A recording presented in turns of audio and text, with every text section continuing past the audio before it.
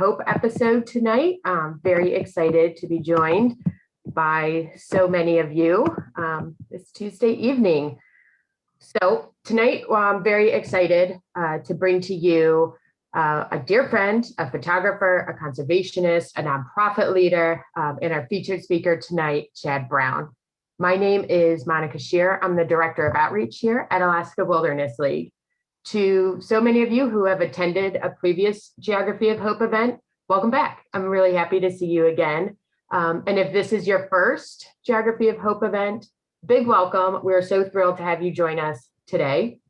As a little background, last May, we began this Geography of Hope series as a way to connect our members and supporters with the many amazing partners we have both in Alaska and across the United States that have unique experiences on so many of Alaska's wild public lands and waters that we all care so deeply about.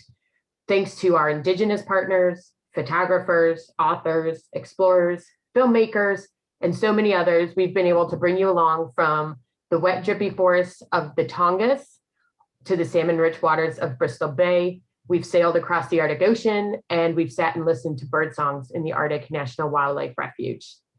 In addition to tonight's program, we do have many more exciting events and programs planned for the coming months. So please check out the full list on our Geography of Hope homepage, and I look forward to seeing you at future events. Before I introduce Chad and begin tonight's program, just a few quick housekeeping Zoom items to help you get the most out of tonight's program. If you would prefer just to see the person talking on your screen instead of videos of all the attendees, you can select speaker view in the upper right-hand corner of your screen. As you'll have likely noticed, all participants will be muted for the duration of the program. Please feel free to use the chat at any time to ask any questions you might have. Chad and I will be doing a Q&A at the end of the program where we will be answering audience questions. Also, tonight we will be providing additional links and information in the chat during the program.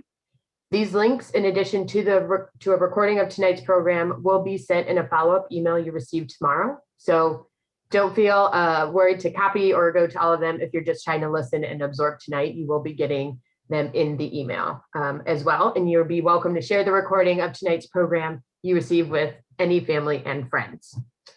And now I'm so very pleased to have Chad join us tonight. Chad is a Navy veteran, photographer, as I mentioned. He is the founder of Soul River Inc. He is a fly fisherman. He is a role model for many and an advocate for much. But I don't think that even those adjectives can really do him enough justice.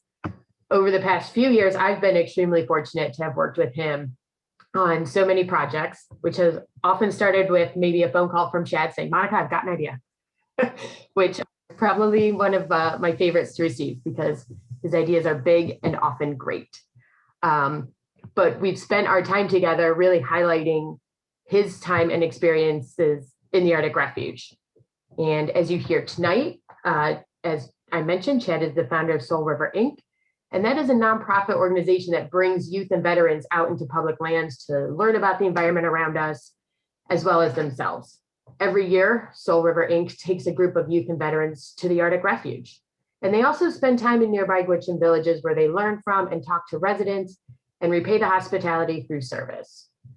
These deployments create opportunities few get to experience. And over the last few years, Chad and I have worked together to bring these stories in front of decision makers and the public.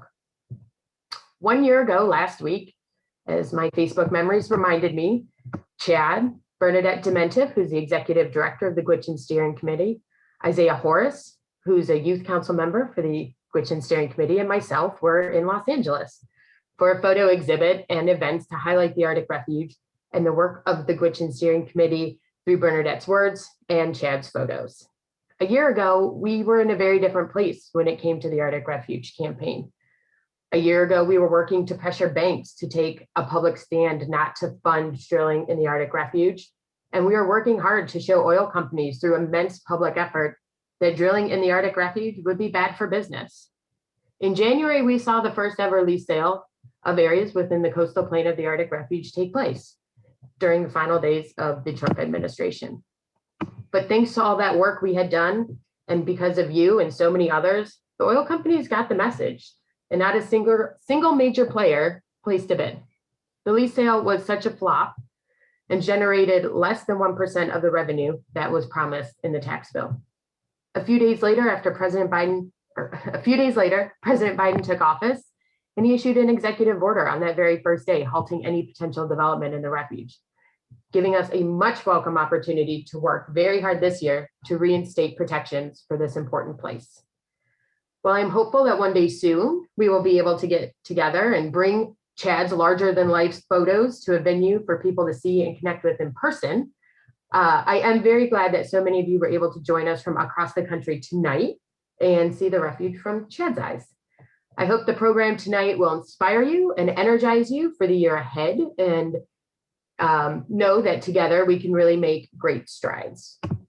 So Chad, I, of course, am very grateful, as always, for everything you do on behalf of the refuge, for public lands as a whole, and making sure they are accessible for all. So with that, I would like to turn it over to you. Awesome. Thank you for having me here. I really appreciate connect with everyone tonight. And it's always a pleasure to be able to show a lot of the breadth of the work that I do in partnership with Alaska Wilderness League and also with my organization, Soul River. And it's really all about within the breadth of my work is really reaching and bringing more diverse of youth, especially youth of color and our veterans basically into these wild, beautiful landscapes. You know, the Arctic Wildlife Refuge is definitely a place that everyone must see and be part of. And when you can see it, you understand why it really, really needs to be protected on so many different levels that tie to the Gwich'in. Really excited to really share the breadth of this work here. I'm going to run you through the beginning. You get the opportunity to see some of the landscapes of these expeditions that I've journeyed, and you'll see some of the interacting with the youth and vets as well. And then we're going to end with some of the few pieces of the exhibition that Monica was talking about in regards to the work that we've been doing together from last year as well, which was phenomenal. And so you'll be able to see the ending of these pieces here, which I'm really stoked to share with you. I'm a stylized photographer, portrait stylized photographer. And so you're going to see a lot of that style into my work. My background definitely comes from more of a fashion background, hip hop industry, and it's interesting how life kind of throws at you and you never know sometimes where life is going to put you at, et cetera. And so a lot of my creative work now has been much more diverted towards the conservation space and helping to advocate. So give me a second and I'm just going to start. I'm going to take a dive into this world here, my world. And I'm really excited, and it's going to jump right into this space here. So, as this is what we're looking at, and I'm going to, I may talk a little bit fast. Just have some images I want to run through, but this is at the beginning of how my expeditions work, and so my expedition takes me in two routes. It's usually going on a long 14 or 18-hour drive along the Dalton Highway with youth and vets, or I'm taking a flight in as well, or I'm doing a combination of the both, basically. And so that's, let me see how this my deal is not working here. Okay. And so as we coming in, this is a location area along the bottom of the Brooks range, basically. And I'm going into my base camp, actually, where the plane ends up dropping us off. And this is where we make our base camp, which is right along the Ivashak River, which you're going to see. And again, the landscapes are really phenomenal, and everything is constantly changing in this environment. The weather patterns is completely unpredictable. 1 minute you got fog, next minute you got rainbows, next minute you got sleet. It's just like, you're just in a pot of everything that's happening all at once, basically. But as we make our way, we're here having our base camp, which is phenomenal space. It's just carved out along the base areas of the Brooks Range that's tied into the Ivashak River, which you're going to start. Chad, oh, sorry, one sec. Sorry, our photos aren't full screen and they're not advancing. We're still on the truck. Sorry, 1 second. How about now? Maybe I should have I had it on my screen as play, but I guess no one's not seeing it. How about now? Is that fine? Yeah, and then is it possible to do full screen? If not, I um, did I did have it on full screen on mine, but I guess the okay, feedback was not on full screen, but mine was on full screen. okay, yeah, we're not seeing that on this end. What are you seeing now? We see the base camp, and but we still see the sidebar. Okay, are you good now? Mine is on full screen.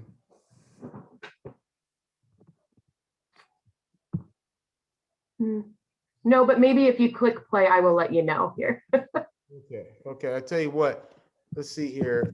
Yeah, we'll redo it. Let me technical issues. Okay, here we go. Give me 1 second here. Let's see here. Let me just go back and let me see here.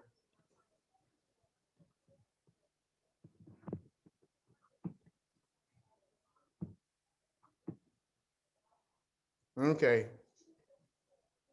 How about now? Nope, it's not play. It's not advancing. So you might just have to advance Okay. manual. But other than that, the size will be okay. Yeah. Okay.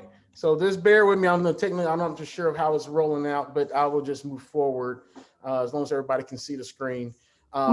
So yeah, as we move forward our base camp and the weather patterns, et cetera, sometimes during this time frame, we'll get these heavy, interesting fogs that will just kind of come over. Basically, the weather starts to change from 75 degrees and the temperatures in the atmosphere starts to drop down to like around 25, 30 degrees immediately. I mean, it just things happen so fast there basically. But these are kind of like how our stage expeditions on our base camp starts to, look and everything like that. And we have a random as a staff member out there who's supporting me. Usually I have 2 staff members out there working with me. They help me coordinate with all these expeditions that we're doing with the youth and veterans as well. We take our trek into our expedition. Once we have made our base camp, we start moving forward and exploring the land and connecting with the land. And here we are, we're moving out and towards the Ibashak River and trekking out on this land right on the, on the tundra basically. And it's phenomenal. I mean, it's just phenomenal to see how this atmosphere is changing. The sun is actually dancing around you in a circle the whole entire time, so it takes a dip and it goes up, it takes a dip and it goes up. And it seems like every time the sun drops down, it's something else changes, and so this is, how, well, we're in the Arctic, we got to eat, and so we make use of that basically. And we, call the fish and everybody has an opportunity to eat, etc.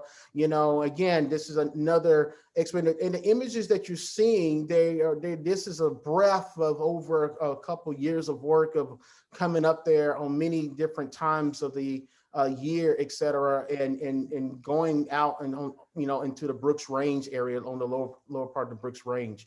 And it's just a phenomenal paradise.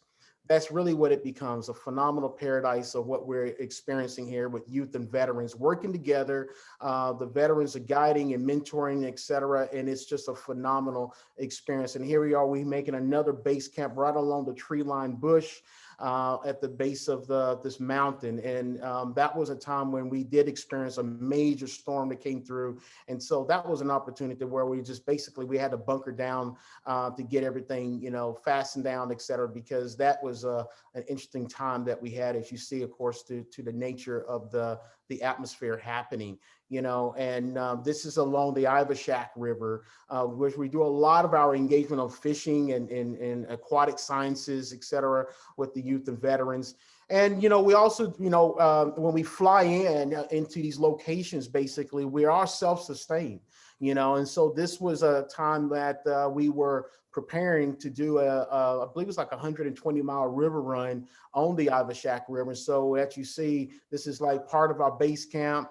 And you'll see the paddles, and we have the canoes already there. Basically, we inflate them. I mean, the rafts, it's everything. We fly everything in and we set up. We there to acclimate our time for like a day or 2 days just to get everything squared away, double checking our gear to make sure before we get on the water. These youth are youth leaders that you see in here in the little details, et cetera. They're youth leaders. This is an opportunity for them to step up into this space here and take leadership. And this is what a lot of veterans do. And what a lot of veterans provide for them is this opportunity for them is you want to take the lead and you want to call the shots. We're going to give you that opportunity to call the shots in this environment, basically. But yeah, it's just a phenomenal, magical paradise of what we're doing. And here we are with our canoes. These are expedition canoe rafts, basically, which is actually made by a fellow veteran who runs an outfit up in Alaska, who's a support system of Soul River Inc.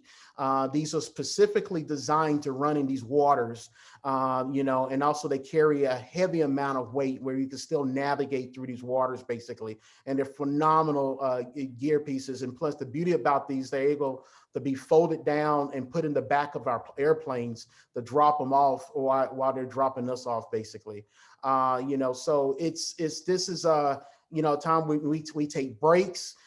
Sometimes on these expeditions, we're tasked where we have to basically row around 30 to 35 miles per day just to meet our quota and our timing, basically, because everything is done on a time span. And this is a lot of times we're trying to meet our exit, basically our extraction. And so we'll point out on the map from point A to point B, and we'll gauge that and we'll break that down into how much paddling of river we have to cover during that time to get to our next location so we could be able to get extracted out of there. The only way to get extracted out of there is by airplane, and so we are really deep in a remote area of the refuge, basically. Here you see how we do our classes. When we stop, we have our classes engaged. We have a veteran here that's actually talking and talking to the youth and teaching about the sensitivity of the area of the refuge from a conservation standpoint, basically. And these youth are, they're tasked to do their own research assignments, et cetera. It's really phenomenal to see work with these youth and work with many youth that comes through our program, and see how they grow. They grow into some really phenomenal leaders, and they go into different aspects of life. Someone comes back and even board member and volunteer, as you see right here, another Marine Corps, 20 plus year retired Marine Corps veteran here that's out here on one of our deployments that's out here engaging with the youth as well. So it's really a phenomenal experience to be on the refuge and hug along the Ivashak River, which is one of the rivers that we tend to flock to and where we do a lot of our work, in our studies and et cetera, and our exploration. We also get on the Chandalar River as well, and which is phenomenal as well. This is kind of like the inside when we get to a village, which is the Gwich'in people. The youth get hands-on. This is what they're called the arts and craft, and the village, the Gwich'in will bring out caribou pieces of legs, and then the youth will get in and they will teach the youth basically how to skin the caribou and use everything for that caribou. Everything is used all the way down to the bones, and the bones are actually used for jewelry and instruments, etc. And so this is what the youth are doing right now, basically. This is up on the Chandalar River, right off the Chandalar River, heading into the Arctic village as well. And we stopped over one night to make base camp, et cetera. And as you see, different type of environment. Going along the Chandalar is going to get you a little bit much more of a different type of environment, type of feel of the Arctic compared to where we were. And we were out on the tundra that you saw as well, which is phenomenal. This is going in the wintertime on one of my expeditions that I'm heading up in the wintertime. And I tend to head up randomly to meet up with the Gwich'in people and to connect with the chiefs. And so this is, you're seeing the beginning of one of my winter excursion expeditions, going up there basically to meet with the chiefs and on a photographic expedition. And as the plane hits on the ice, based on the snow, this is what it looks like. The plane flies in a lot of the, materials and food, et cetera, to the village. And they use snowmobiles and sleds to get everything from point A to point B to their location, et cetera. So, this is a really big deal up there, and so this is how we flew in, and here's my battle buddy Axe along with me, and he rides on the back of a snowmobile, which is pretty awesome. And one of the guys up here, he's Gwich'in, he's also a hunter, which I toured with him out on the tundra in the Arctic wilderness, which is pretty awesome. Here we are in the Arctic wilderness, getting off the snowmobile. Temperatures right now, I believe if I'm not mistaken, it's like around negative 45 degrees right now, and I'm out here doing some landscape shots and working with the Gwich'in hunters, as you'll see coming up. A couple of pieces, again, the atmosphere changes constantly. You turn to your left, you see a different look and feel. You turn to your right, you see a different look and feel, and everything is constantly changing around you. It's phenomenal and so magical to be in this kind of area of this kind of area of the world. Is phenomenal. These are two of my guides that I connected with as well, and took us out into this landscape for me to do my work, which was phenomenal. And they also have an awesome story, and all their children are all hunters, and very skilled hunters. He said it's phenomenal, the stories that they would share, basically. And then we're coming out onto the I think it's called a Chole Hill area, looking out. It's just above the Arctic village.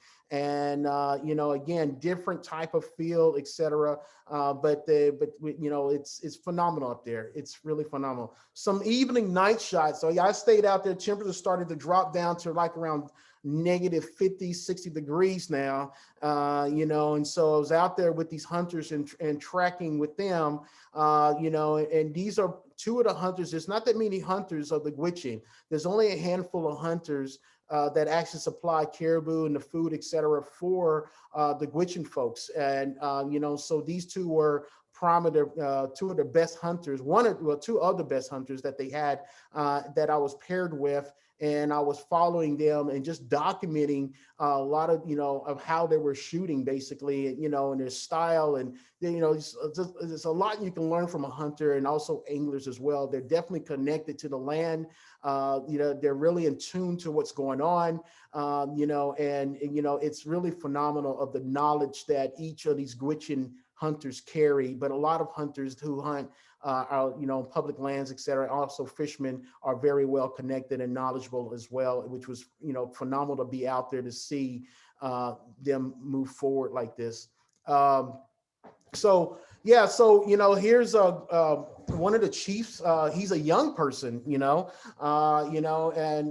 this is first the chief of the Gwich'in village, basically in the Arctic village, and he's really an awesome guy. We spent a lot of time together. For me to do these shoots and go up there, I had to meet with this chief, and I had to meet with the community, and I had to get their blessings. So everything that I had to do, I had to kind of like earn my way through this process of really kind of just breaking bread with them and getting the permission, and them allowing me to be able to make this work and, and do this shoot here. So it was great to be able to have his blessings and allow me to do this kind of work, basically. And here I'm moving more into the intimacy of portraiture around some of the Gwich'in members. This is a first chief of Venatai, and he happened to be over in the Arctic village. And so he also married with one of my expeditions who came along with us, with the youth and the veterans. So I was able to capture this moment here. He just got through fishing, and he had his own style of fishing, and he came up and he was wanting to show the youth. But this was a perfect opportunity where I was able to capture him in his own setting. Where he's sitting at is inside of a fish hut. It's a fish hut that, really where he's at right now, which is pretty phenomenal, basically, to see. To see this first chief. Here's a hunter who's also, he's a second chief of the Arctic village. He hunts with his dog. He's out there on the terrain, and he's one of the lead hunters of the other two hunters that you've seen already, but he's second chief and he provides for the village as well. Their biggest source of food is caribou. And so they're constantly, going after caribou, tracking caribou, following the caribou. Their life is centered all around the movement and the migration of the caribou. And the youth here, when we on our expeditions intertwine, they get these opportunities to interact with the Gwich'in folks as well. And so here we are, coming outside of my photography experience, excuse me. You have two youth here that, that's part of a deployment. And what they're learning how to do is interview. They're learning how to do their research and interview and talk. The more they can learn and connect with, Native Americans, et cetera, it puts them in a stronger position to become also advocacy for, for the Gwich'in, et cetera, and for our land and for our wildlife, which is awesome. Here we are, another Gwich'in member. He's actually a U.S. Army veteran who served, and he's one of the elders at the Arctic Village, and he's full of wisdom. And, and so when there's a lot of decisions that needs to be made and a lot of decisions has not been made, he's kind of like the end one that kind of gives the final blessing for everyone basically to move forward. Again, we get welcome into their homes. And here we are with two other youth actually sitting down, having a conversation with one of the elders of the Arctic Village and talking and engaging and learning, and this is phenomenal of what they're doing. This is a growth spur for young people, and it's really a big deal to try to get, especially youth of color, more engaged, more into the world, et cetera, and inserting them into cultural engagements. And that's the big thing of what my organization is all about. Again, I was saying earlier, the caribou bones turns into jewelry, turns into gifts, et cetera, thank you gifts, the way of, saying thank you, et cetera, which is phenomenal that you see the things that are made, and it's really gorgeous pieces. Again, another portrait style piece of one of the Gwich'in members, who works down at the council office of the Arctic Village, and pretty powerful pieces. Here's a Gwich'in member who is one of the lead hunters, the top hunters of the Arctic Village. He's done phenomenal hunts. Down out in the Arctic wilderness, and he's very highly sought after for guiding opportunities, et cetera. But he's one of the elder of the hunters that comes out. And again, our youth gets another opportunity to insert themselves into their lives and learn, engage, and listen to the stories of how the land tells those stories to the Gwich'in. Those Gwich'in got those stories where they basically share and bring these youth into their world, basically, which is a phenomenal. Here's another Gwich'in member, Sarah. Her name is Sarah. She is a freedom fighter. To anybody who don't know who Sarah, you should look her up online. She's a freedom fighter of the Arctic Village. She's been fighting for our public lands. She's been fighting for the refuge. She's been fighting for standing up for women. I mean, she is a phenomenal icon, which I'm going to put her up there. She is an icon of history, living history right now. And she's still living today. She lives up in the Arctic Village. It was awesome to be able to, for her to allow me to do this really nice portrait of her. And, again, youth has another opportunity to come into another home and sit down and have this engagement with Sarah, a wealth of knowledge, a wealth of history, telling about the land, the caribou, the stories, and the advocacy that Sarah has done for the refuge and for her people. It was really really engaging.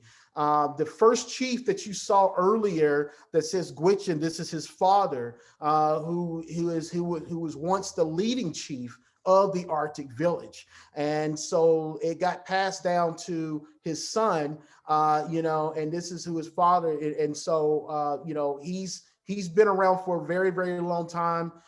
He's with Sarah as well. He's up there with Sarah, has done a lot of work fighting for Gwich'in, fighting for their voice. Phenomenal. And he's up there and he observes. He's one of the elders and how there's a lot of respect centered around. And then a few black and whites of moments. I was able to capture some of these really special moments. I'm actually over in Venati. And while I'm in Venati, I was able to really connect with some of the members there. And Venati is around by, I would say, by boat, because that's really kind of how you're going to get there. You can go by four-wheeler, but there's no cars up there, or you have to go by boat, canoe, to get to the next village. And that's usually, I would say, if I'm not mistaken, I believe it's like a 3-hour float, basically, to get to that next village. And that's Venati.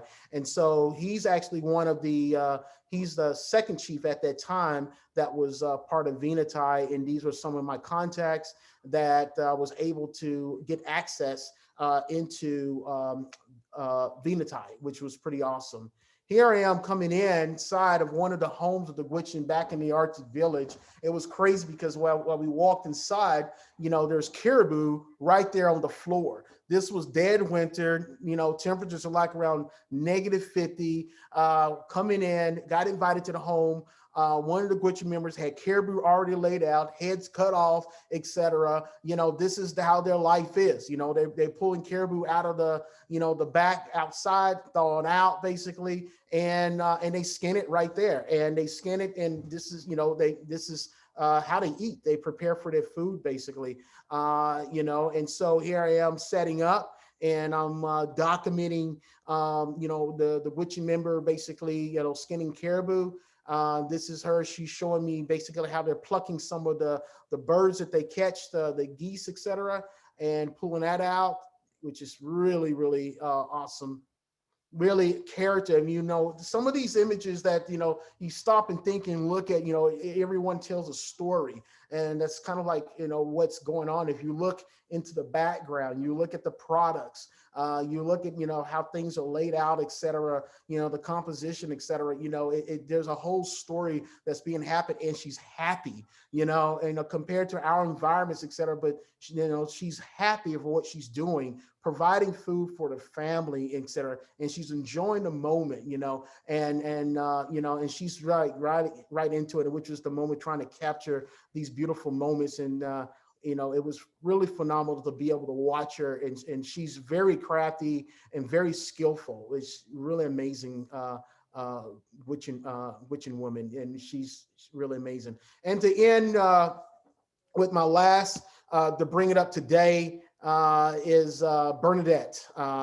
And she's the executive director of the Gwich'in Steering Committee out of Fairbanks. And she's now, I would say, she has stepped up in front of a lot of the freedom fighters of the village, and Sarah Jane and everybody else. And she's carrying that torch, and she's moving forward into the continuing work of protecting the refuge and her land and the Gwich'in and the caribou, etc. She's a force to be dealt with, and she's awesome, really awesome woman. And thank you very much.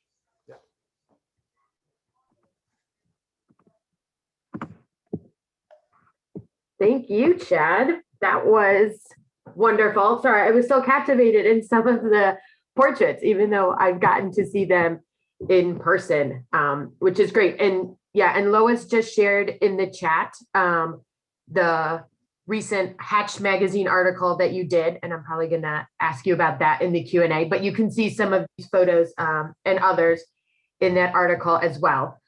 So before we get to the Q&A, and again, please feel free if you've got questions to just throw them in the chat, and Chad and I will get to them here shortly. But first, I'd like to turn it over to my colleague, Ariel. As I mentioned, we're in a really exciting time for the Arctic Refuge fight, and we're welcoming all of you to join on board and help us out. And so with that, Ariel will share how you can get involved.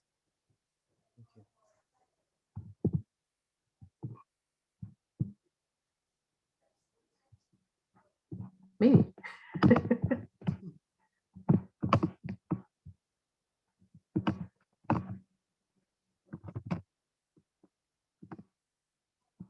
Okay, Ariel, you might, there you go. Yeah, okay, great, thank you.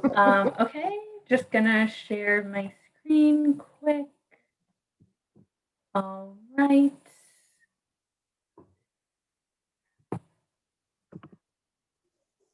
Okay, can you guys see it? Yes. Great. Okay, well, thank you all so much for joining us tonight. My name is Ariel Baker. I'm the annual giving manager here at the League and one of the members of the development team. And so, yeah, Chad has just shared some really compelling images and reasons as to why saving and protecting the Arctic Refuge is so important.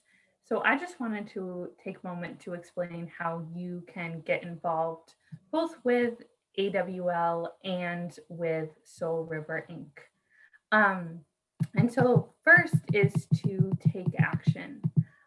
So bipartisan legislation has been introduced that will repeal the Trump era leasing mandate for the refuge. So we're calling on you to contact your members of Congress today in order to urge them to co-sponsor the Arctic Refuge Protection Act. And so you can follow the link right on the slide, and Lois will put it in the chat, and that's going to bring you to an action page where you can contact your member of Congress in order to urge them to co-sponsor this bill.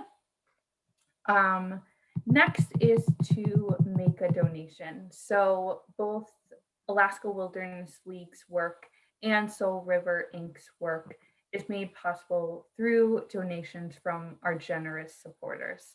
As Monica has really explained, now is just such a crucial time that we can really create lasting protections for the Arctic Refuge, and that really can only be done, and we can really only move those protections forward and do our work with the generous donation from our supporters. And so I hope that you will make a donation today, whether you've already donated to Alaska Wilderness League and or Seoul River Inc. I hope that you'll consider making either your first donation or an additional donation in order to really support this important work.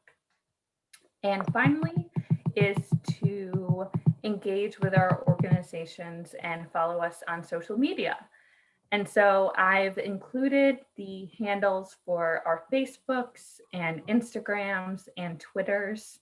And this is just a really great way to have our work front and center in your feed in order to get updates on actions that we're promoting, as well as matching gift opportunities, as well as, just updates on newsworthy events in the places that we work so hard to protect.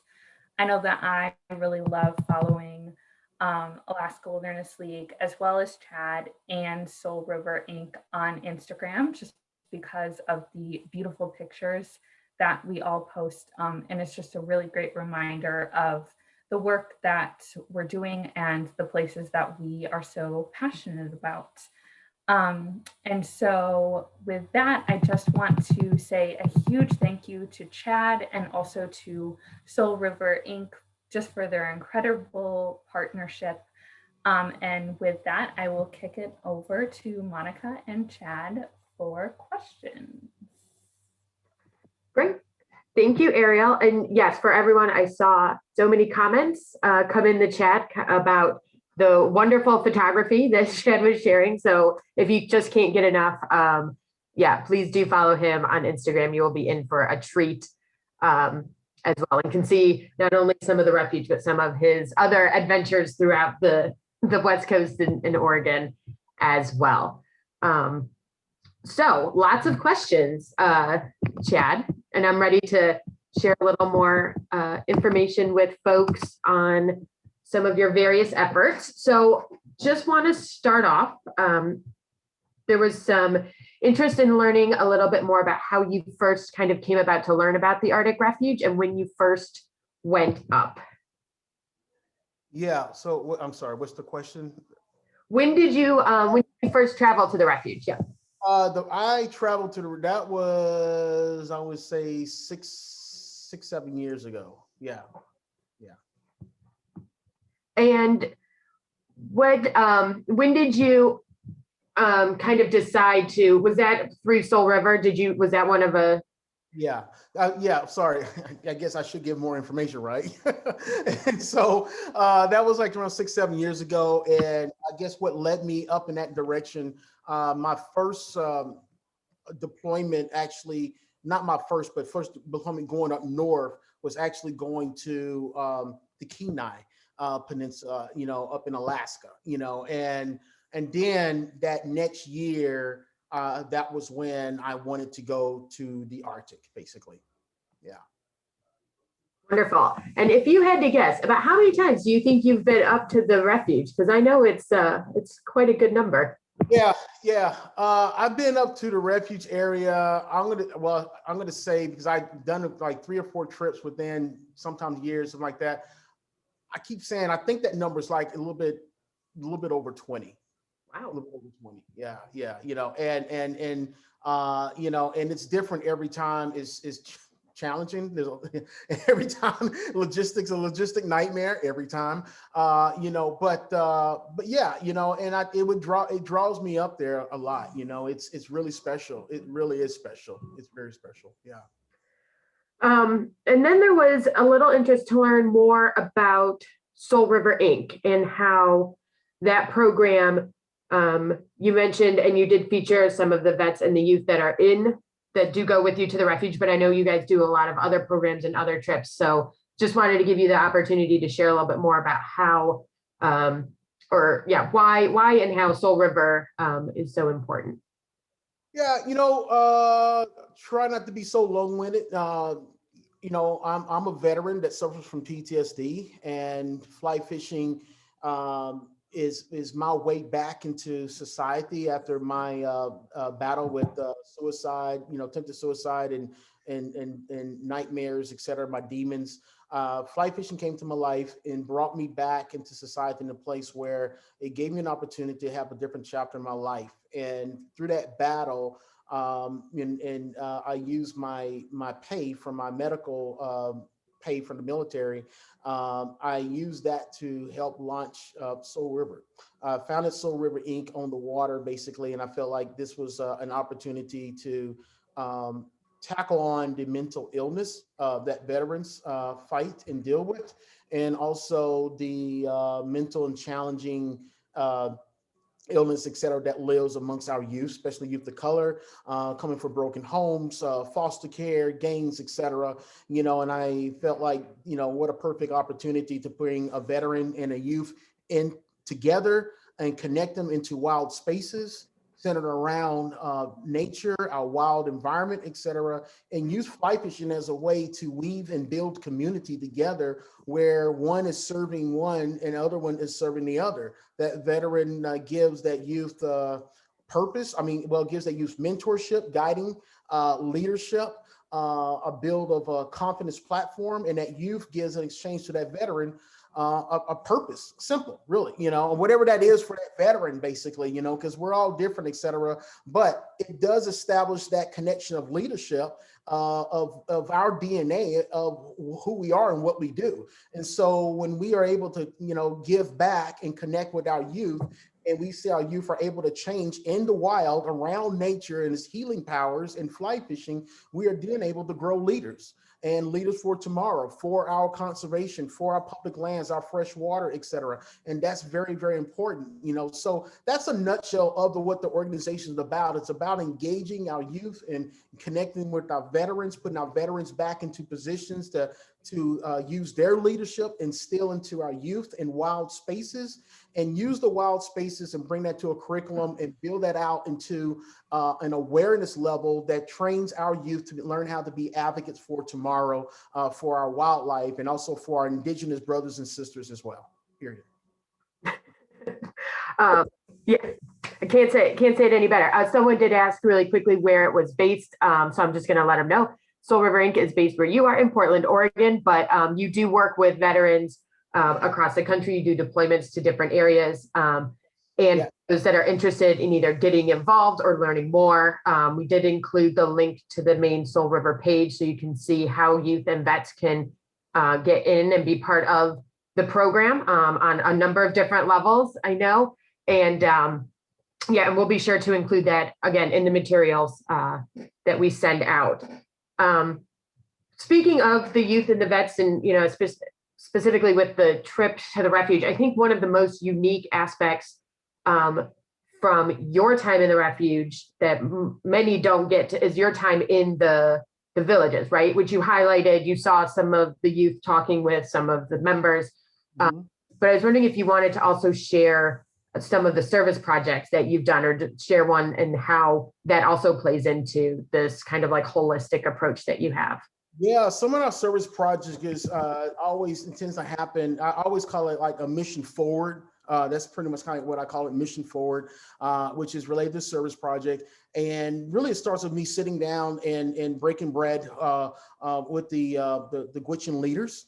And once when they're able to break bread, we have these conversations about like, while we are here, the youth and veterans, what can we do to help put our service to action here? And that's by basically finding out the things that where we can be able to fix or be able to do whatever that is while we are there, basically. And so it's not just about adventure. It's not just about fly fishing, even conservation. It's also about connecting back to our, to community, to humanity, basically, So there are times on some of these expeditions, we would stop what we were doing and spend 3 or 4 days and basically start pulling our sleeves up and fixing stuff, So one of the big projects that we did up in Venatai, there was a need for a garden, and so there was, we needed to break ground. And so what I did was I basically put a veteran into teams.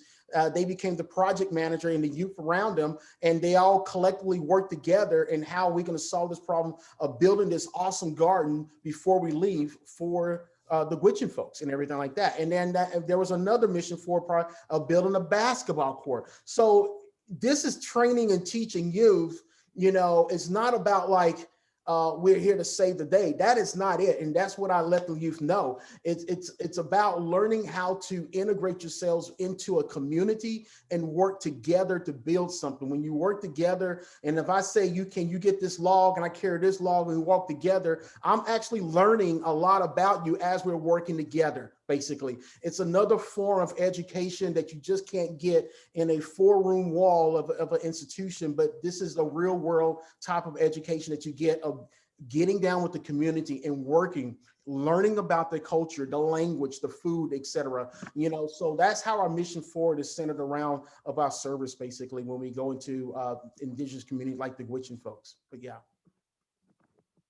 Awesome, thank you. And then taking this time in the villages and knowing, showing your portraitry, right? Especially at the end. And I think it'll be fun to talk a little bit about the project and the how and the why, but it is such a unique perspective for an area like the Arctic Refuge. Oftentimes when we have photographers, large landscapes, wildlife, which is beautiful, but I think capturing the people is, take your time, is very different. And so as a little background, Chad approached me about 1.5 years ago, as I said, with one of the phone calls. Hey, Monica, I've got an idea.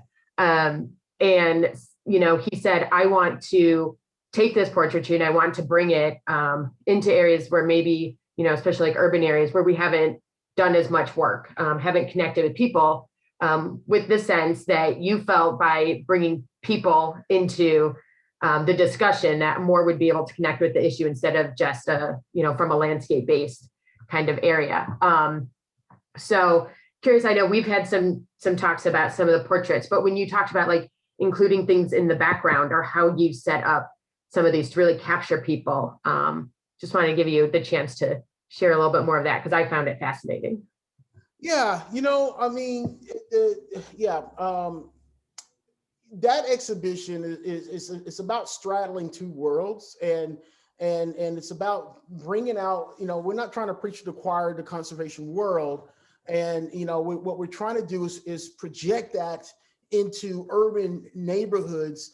Because my attitude is that when we're talking about like trying to protect our land, our fresh water, indigenous, etc., we going to be needing an army. It can't just live in one section of a conservation space. We need to straddle that and bring more people into this space and raise that awareness. And how we raise that awareness is going back to how I set things up and working with, the portraits, is set things up in a way where people can able to make those kind of connections from their household.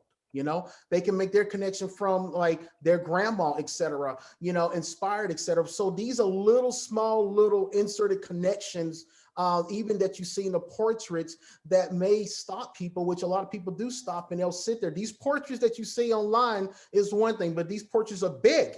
They're larger than life pieces, they're like, I think 7 by 6 foot, something like that, Yes. and they're meant to be large. I did it. Why? Because the fact that they're just that much larger than life for you, you have to sit there and just sit there and look. And the more you look, the more you find yourself connected to beyond that image, beyond that person, but you start to connect to that environment, basically. And that's the environment as actually bring you into that world, and you sit there, and so while you're sitting there, you start to think about like what that person is thinking of, what they're doing, the things and stuff. You also can make connection and relationships to your environment as well, So this exhibition was really in the spirit of education and straddling and bringing in new people of all walks, like especially the inner city, and to raise that awareness up and tell that story and use that story in a way where they can, be a magnet for folks and say, I didn't know about the Arctic. I didn't know about that part of Alaska. I didn't know what is Gwich'in, right? This is an opportunity to tell that story, to capture that and straddle that for people to be able to learn that. When people learn that, you get inspired just as much as you go into the wild space and you become awe, right? When you become awe about that, now you want to be an advocate, right? You want to know, like, how can I help? How can I be a support? What can I do? But again, if it's not really available, it's not presented to me on the inner city, I can walk through my life and I would never, ever know about what's happening up on top of the world. I would never know until we put that out there and insert that into different communities. Now we are able to have much more of a cross-cultural dialogue from the conservation space into urban world and start having one conversation of creating that one army and standing up as a force to support and protect our refuge and our Gwich'in people, et cetera. Period. That when you were talking about like making basically the unknown familiar by saying like, oh, maybe I see an Afghan like that, my grandma has it, or I see this couch, or just see a person, that's extremely powerful and power through your equipment. And I'm getting a couple of questions here. I'm curious about the equipment that you use, how much you have to haul up with you, and especially shooting in cold weather conditions. So I'll let you share a little bit of camera knowledge. Yeah. So I shoot with, I'm a Canon person, by the way, I'm a Canon person. I shoot with 2 cameras. I have them set up with 2 different styles of lens. And I also carry 2 or 3 more different lenses actually as a backup and also as part of my arsenal when I'm shooting basically, with my equipment that's tied to my camera gear. I'm a big fan of lighting. That was one of my big things of what I studied when I was in school, et cetera, back in the day. Woo, I don't want to tell my age, but but I'm a really big fan of the art of lighting. And with the art of lighting, of being able to balance lighting with natural lighting and understanding how to balance a natural light with an artificial light and bring that together. So I lean into a lot of I have modified it over the years, to where all of my pieces, all of my camera equipment is all done by remote, a hot shoe basically that's connected and reads my strobes. I invested a lot of money to my gear. I don't want to go there. That's gonna, bring headaches and everything. But I travel with like around 2 to 3 strobe lights. And they're some of them are they're like around 100 watts all the way up to 800 watts. And I also carry, a full thing of umbrella, 2 big Pelican cases of gear, basically, that will come with me. It's a pain in the butt, but that's what I travel with. It's my, and I also have a pack that I would break that down if I'm going to do a hike. I have a miniature of remote control strobe lights, et cetera, that could be broken down and go into my backpack. That will still allow me to be able to be mobile. So I use these lights as a way of basically finding the balance of lighting. And I like drama. I like really dramatic type of images. I get attracted to that. It helps me also tell a story, et cetera, because, anybody who studies lighting, you can tell a story through lighting itself. It really comes down to how you use it and everything like that. When I was out there, in the wilderness, especially during the winter time, so what I did was I had a body strap. I used a body strap. It has nothing to do with photography. I just found it's kind of like a weightlifting vest or a flak jacket if anybody's military out there. Basically, I would have that and I would put my batteries up inside my jacket that would be connected to my body, basically, and that will allow me to continue to have that heat on my batteries to keep it from dying out so fast, basically. Here's a little trick of the trade. I use plastic bags to put my lens in little small plastic Ziploc bags or larger bags, and that reduces the condensation. So when I'm coming in and out of environment from extreme cold weather, maybe into a warmer weather, that will not allow the condensation to build up into my lens to where I can still be able to shoot, basically, and everything like that. A little trick of the trade. And so, but yeah, and that's what I do. And I always have, usually on expeditions like this and a lot of my work, I will have an assistant, which I actually had an assistant out there with me behind the scenes and helping me with my lighting, which was awesome, because, that's, it's always a big deal. I mean, a big thing to me that be able to have someone that knows what to do, et cetera. And I just give direction of what I need, how I need to get set up. Now, trust me, while we're out there, it was windy, cold, hands, fingers seem like it's about to fall off, and everything like that. But we're just pushing through. And, one minute my light's blowing up this way. And I say, no, you got to hold it this way, so it's a lot of work behind the scenes and everything, but hauling that gear up is one thing, but I do have my gear where it's modified to where I do go out and I'm able to modify it and put it into my backpack and be able to move forward and everything like that. But I'm a big fan of balance with studio lighting and natural lighting and bringing those worlds together to create these really intimate type of setting, stylized portraits, basically. Yeah. Well, thank you. And I know from all of the comments that you hit the nail on the head in terms of powerful with the portraits that you shared today. People were really blown away by them. And as I said before, hopefully we can bring them back out into the real world, folks to enjoy. But in the meantime, please do check out, again, we'll be sending out all these links in the email. The Hatch magazine features Chad's photography and talks more about his time in the refuge and especially bringing the Gwich'in and the portraits down. Then, Instagram, check out his photography website. Again, we'll send all this around so you can see more. Final question, Checks. I know we're out of time, but really thankful for you joining us tonight and everyone. What's on the docket for Soul River this year? I know you guys had to do a lot of pivoting and hopefully you're looking forward to some exciting programs this year. Yeah. We're working hard with board members and my staff, and we have an expedition heading up to the Arctic. Awesome.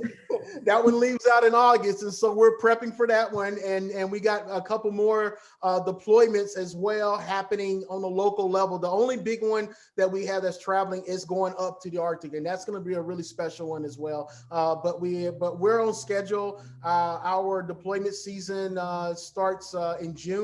and ends in September. And we're planning for it right now. But yeah, that's what's on the docket right now. Yeah. Well, that is very exciting. And I know having had the opportunity to talk to many of the youth that have gone on these deployments, they're absolutely amazing. We got to bring two to DC, who lobbied with Chad, myself, and others.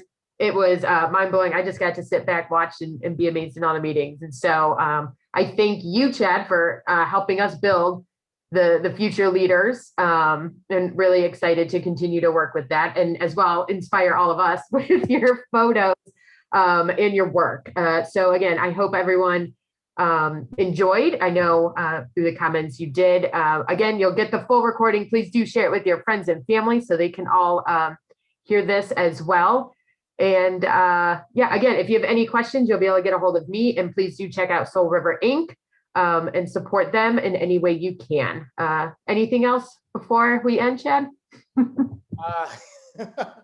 I don't have anything else to say. It's a pleasure to be able to share, the breadth of work that I do, and with the organization, to new folks out there, and thank you very much for the attendance. Really appreciate this opportunity to, it's always special to be able to share, and especially the work of Soul River, so that means a lot, because,